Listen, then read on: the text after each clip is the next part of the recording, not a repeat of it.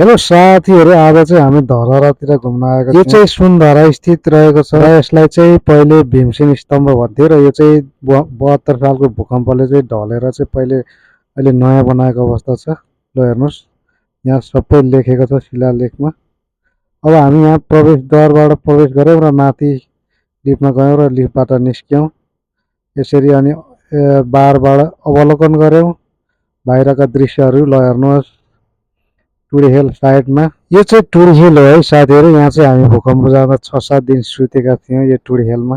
यस्तै मनोरम दृश्यहरू हेरेपछि चाहिँ हामी भर्याङबाट तल जाने निर्णय गऱ्यौँ र भर्याङ हुँदै ओर्लियौँ। अनि भर्याङमा यस्तो पनि देख्न सकिन्छ, सबै मार्बल ओछ्याएको रहेछ, तर पछाडिपट्टि हेर्दा चाहिँ भर्याङ चाहिँ अलिकति उदेख्ने रहेछ। ल हेर्नुहोस्, यहाँबाट चाहिँ दुलो बनाएको छ। झ्याल चाहिँ हङ्गै रहेछ। यहाँ चाहिँ सिसा राख्नु पर्थ्यो मेरो विचारमा चाहिँ। यसरी हेर्दाखेरि चाहिँ मान्छे झर्न सक्छ, त्यही भएर। ल हेर्नुहोस्, झ्यालबाट चाहिँ बाहिरको दृश्यहरू यस्तो छ। अनि हामी बाहिर ढोकाबाट निक्ल्यौँ। यो चाहिँ पुरानो धरहरा हो है त, हेर्नुहोस् फेद मात्रै बाँकी छ। ल हेर्नुहोस्, अनि सकेपछि हामी केही फोटो पनि खिच्ने निर्णय गऱ्यौँ र फोटो खिचिसकेपछि हामी निक्लिने निर्णय गऱ्यौँ र हाम्रो आजको प्रोग्राम सकियो। हस् त, धन्यवाद।